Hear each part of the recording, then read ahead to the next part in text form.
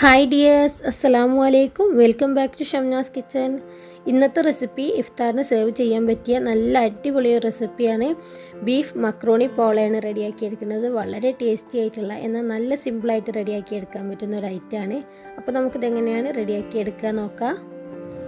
അതിന് വേണ്ടിയിട്ട് ഒരു പാത്രത്തിൽ ഫസ്റ്റ് തന്നെ കുറച്ച് വെള്ളം തിളപ്പിക്കുന്നുണ്ട്. ഇത് നമ്മുടെ പാസ്ത വേവിച്ചെടുക്കാൻ വേണ്ടിയിട്ടാണ്. ഇതിലേക്ക് നമുക്ക് ആവശ്യത്തിനുള്ള ഉപ്പ് ചേർത്ത് കൊടുക്കാം. ഇനി ഒരു കപ്പ് മക്രോണിയാണ് ഞാനിവിടെ വേവിക്കുന്നത്. അപ്പോൾ ഈ ഒരു കപ്പ് മക്രോണി ഇതിലേക്ക് ചേർത്ത് കൊടുക്കുക. അപ്പോൾ ചെറിയ മക്രോണി നോക്കിയെടുക്കുക കേട്ടോ, എങ്കിലേ നല്ല ടേസ്റ്റി ആയി കിട്ടുള്ളൂ, മസാലയൊക്കെ ഉള്ളിലേക്ക് പിടിച്ചിട്ട്. ഇനി ഇതിലേക്ക് 1 ടീസ്പൂൺ സൺഫ്ലവർ ഓയിലാണ് ചേർത്തത്. അപ്പോൾ ഓയിൽ ചേർക്കുന്നത് ഈ ഒരു പാസ്ത വെന്ത് വരുമ്പം അത് തമ്മിൽ ഒട്ടി പിടിക്കാതിരിക്കാൻ വേണ്ടിയിട്ടാണ്. നന്നാക്കി ഒന്ന് മിക്സ് ആക്കിയതിന് ശേഷം നമുക്കിത് അടച്ച് വെച്ച് വേവിച്ചെടുക്കാം.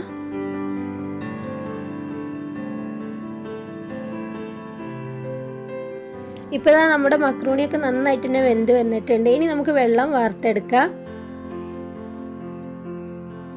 ഇനി ഇതിലേക്കുള്ള മസാലയാണ് റെഡിയാക്കുന്നത്. അതിന് വേണ്ടിയിട്ട് ഒരു പാൻ വെച്ചിട്ടുണ്ട്. പാനിലേക്ക് നമുക്ക് 2-3 ടീസ്പൂൺ ഓയിൽ ഒഴിച്ചു കൊടുക്കാം. ഓയിൽ നന്നായിട്ട് ചൂടായിട്ട് വരുമ്പോൾ 2 മീഡിയം സൈസ് സവാള ഇതേപോലെ കൊത്തി അരിഞ്ഞതാണ് ചേർക്കുന്നത്. ഇത് ഈ ഓയിലിൽ നന്നാക്കി ഒന്ന് വഴറ്റിയെടുക്കണം.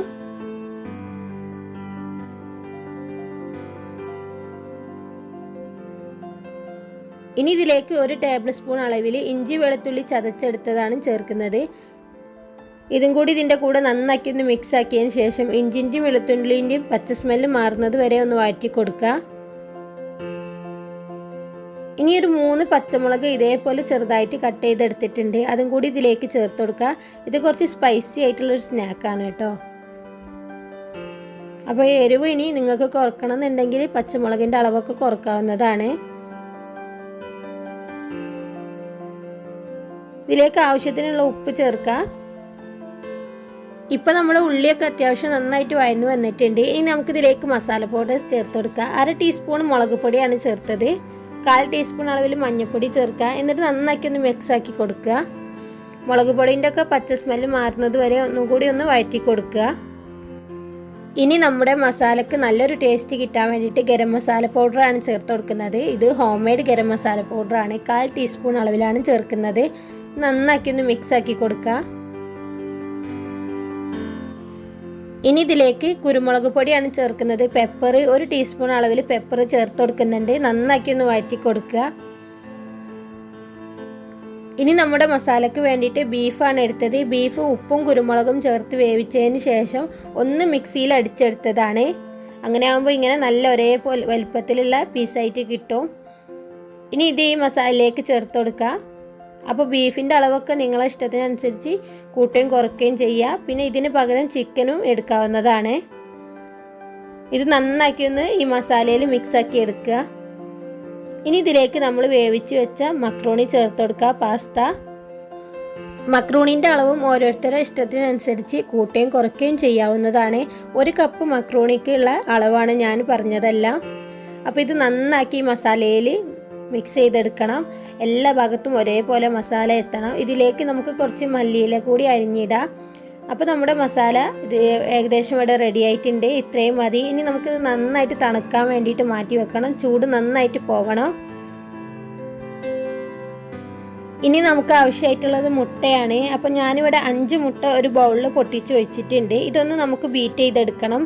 അപ്പോൾ ഒരു വിസ്ക് ഉപയോഗിച്ചോ അല്ലെങ്കിൽ ഒരു ഫോർക്ക് ഉപയോഗിച്ചോ ഇത് ബീറ്റ് ചെയ്യാവുന്നതാണ്. ഞാനിവിടെ ബീറ്റർ ഉപയോഗിച്ചിട്ടാണ് ബീറ്റ് ചെയ്തെടുക്കുന്നത്. ഇതിലേക്ക് നമുക്ക് ഫസ്റ്റ് തന്നെ 1/2 ടീസ്പൂണോളം കുരുമുളക് പൊടി ചേർത്ത് കൊടുക്കുക. എന്നിട്ട് നന്നായിട്ടൊന്ന് പതപ്പിച്ചെടുക്കണം. ഇതിലേക്ക് ആവശ്യത്തിനുള്ള ഉപ്പും കൂടി ചേർക്കണം. അപ്പോൾ നമ്മൾ കേക്കിനൊക്കെ ചെയ്യുന്ന പോലെ നമ്മളെ മുട്ട നന്നായിട്ടൊന്ന് പതഞ്ഞ് വരണം. പിന്നെ ഈ മുട്ടൻ്റെ ബാഡ് സ്മെല്ലൊന്നും ഈ ഒരു മിക്സിന് ഉണ്ടാവില്ല. കാരണം എന്താ വെച്ചാൽ നമ്മൾ ഇതിലേക്ക് പെപ്പർ ചേർത്തിട്ടുണ്ട്. അതുകൊണ്ട് തന്നെ ഇതിൻ്റെ ബാഡ് സ്മെല്ല് ഒട്ടും ഉണ്ടാവില്ല. അപ്പോൾ നമ്മുടെ മുട്ട നന്നായിട്ട് തന്നെ ബീറ്റ് ചെയ്തെടുത്തിട്ടുണ്ട്. ഇപ്പോൾ ഇത്രയും മതിയാവും. നമുക്ക് ബീറ്റർ മാറ്റാവുന്നതാണ്. ഇനി നമ്മൾ എന്താ ചെയ്യേണ്ടതെന്ന് വെച്ചാൽ നമ്മൾ നേരത്തെ വഴറ്റി വെച്ച മിക്സില്ലേ, നന്നായിട്ട് ചൂടാറാൻ വെച്ചേ, അത് നന്നായിട്ട് ചൂടാറിയതിന് ശേഷം ഈ മുട്ടൻ്റെ മിക്സിലേക്ക് ഇട്ടിട്ട് ജസ്റ്റ് ഒന്ന് ഫോൾഡ് ചെയ്ത് കൊടുക്കുക. നമ്മൾ കേക്കിനൊക്കെ ഫ്ലോർ മിക്സ് ചെയ്തെടുക്കാറില്ലേ, അതേപോലെ പതുക്കെ ഒന്ന് മിക്സ് ചെയ്തെടുക്കുക. അപ്പോൾ കൂടുതലായിട്ട് മുട്ട പതഞ്ഞ് പൊങ്ങിയത് താഴ്ന്നു പോവാത്ത രീതിയിൽ ഇതേപോലെ സ്പാച്ചില ഉപയോഗിച്ച് ഒന്ന് ഫോൾഡ് ചെയ്താൽ മതിയാവും. അപ്പോൾ നിങ്ങളെ കയ്യിൽ ഇനി ബീറ്റർ ഇല്ലയെന്ന് വിചാരിച്ച് വിഷമിക്കേണ്ട, നിങ്ങൾക്ക് മിക്സി ഉപയോഗിച്ചിട്ടും ഇതേപോലെ പതിപ്പിച്ചെടുക്കാൻ പറ്റും. അപ്പോൾ നിങ്ങൾ ഉപ്പും കുരുമുളകും ചേർത്തതിന് ശേഷം പൾസ് ബട്ടണിൽ ഇട്ടിട്ട് ഒന്ന് പതിപ്പിച്ചെടുത്താൽ മതിയാവും. അപ്പോൾ ഇതാ നമ്മുടെ ബാറ്റർ ഇവിടെ ഏകദേശം റെഡി ആയിട്ടുണ്ട്. അപ്പോൾ ഇത്രയും മതിയാവും. ഇത് നമുക്കൊരു സൈഡിലേക്ക് മാറ്റി വെക്കാം.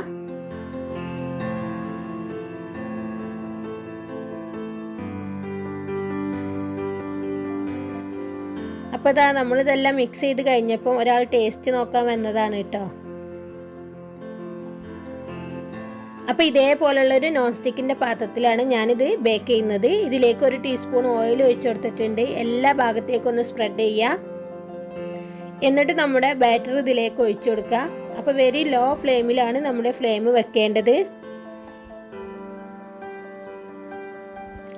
അപ്പോൾ ബാറ്റർ മൊത്തം ഒഴിച്ചു കൊടുത്തിട്ടുണ്ട്. ഇനി നമുക്കിത് നന്നാക്കി ഒന്ന് ലെവൽ ചെയ്ത് കൊടുക്കുക. എല്ലാ ഭാഗത്തും ഒരേ രീതിയിലൊന്ന് ലെവൽ ചെയ്ത് കൊടുക്കുക. അപ്പോൾ കറക്റ്റായിട്ട് ഞാൻ 20 മിനിറ്റാണ് ഇത് ബേക്ക് ചെയ്തത്. അപ്പോൾ 20 മിനിറ്റ് കഴിഞ്ഞിട്ട് നിങ്ങളൊന്ന് തുറന്ന് നോക്കുക. എന്നിട്ട് വേവ് ആയിട്ടില്ല എന്നുണ്ടെങ്കിൽ നിങ്ങൾ 5 മിനിറ്റ് കൂടി ഒന്ന് ലോ ഫ്ലെയിമിൽ തന്നെ വേവിച്ചെടുക്കുക. അപ്പോൾ ഇതിൻ്റെ മുകളിൽ ചെറിയൊരു ഭംഗിക്ക് വേണ്ടിയിട്ട് ഞാൻ ജസ്റ്റ് കുറച്ച് മല്ലിയില വെച്ച് കൊടുക്കുന്നുണ്ട്. നിർബന്ധമുള്ള കാര്യമല്ല. എന്നിട്ട് അടച്ചു വെച്ച് നമുക്കിത് ബേക്ക് ചെയ്യാം.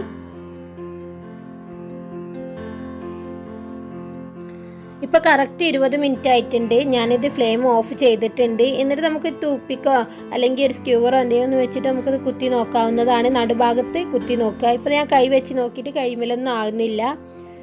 അങ്ങനെ ഞാനിത് നമ്മുടെ പാനിന് പുറത്തേക്ക് എടുത്തിട്ടുണ്ട്. അപ്പോൾ നല്ല സൂപ്പറായിട്ടുള്ള ടേസ്റ്റി ആയിട്ടുള്ള മക്രോണി പോള ഇവിടെ റെഡി ആയിട്ടുണ്ട്. അപ്പോൾ ഞാനിത് കട്ട് ചെയ്തിട്ട് കൂടി കാണിച്ചു തരാം. അപ്പോൾ നല്ല പെർഫെക്റ്റ് ആയിട്ട് കിട്ടിയിട്ടുണ്ട്. അപ്പോൾ തീർച്ചയായിട്ടും എല്ലാവർക്കും റെഡിയാക്കി നോക്കാം. വീട്ടിൽ കുറച്ച് മക്രോണി ഇരിപ്പുണ്ടെങ്കിൽ നിങ്ങൾക്ക് ഇത് റെഡിയാക്കി നോക്കാവുന്നതാണ്.